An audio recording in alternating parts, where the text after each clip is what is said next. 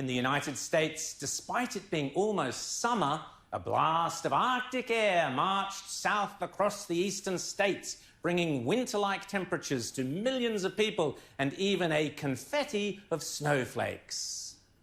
You adjust the microphone as you told, man. No, not those snowflakes. The icy cold ones made out of water that fall from the sky. Records fell like dominoes as the icy air mass spilled south, surging all the way to the Atlantic in what is one of the most prolific late-season cold outbreaks on record. Do not put those coats away. Jeff, would you believe it? We are going to see temperatures plummet again on Tuesday morning. Likely we're going to see about 40 to 50 record lows shattered again. And some of these places, if they get snow this week, Jeff, it would set a record for this late in the season. In New York City at Central Park this morning, it tied for the latest snowfall we've ever seen. If we had gotten over a trace, it would have broken the record for May. What is going on? I think they're auditioning for Ice Age Watch. From Texas to Maine, record lows for May 9th fell in every state of the eastern half north of Florida. Several locations also registered their lowest May temperatures ever recorded and coldest weather this late in the season. There you can see them all. From the upper Midwest to the Great Lakes, Appalachians and interior Northeast, dozens of new daily cold record lows were also set. All in all, more than 30 record lows will have been tied or set for the date, and record lows for cities like Boston, Buffalo, New York City and Providence, Rhode Island, breaking old standing records from the late 1800s. Boston's record low temperature was set in 1882 and New York's in 1895.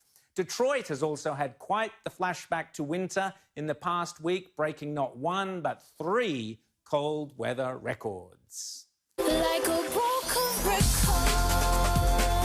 like a broken record, like a broken record, like a broken record, like a broken record.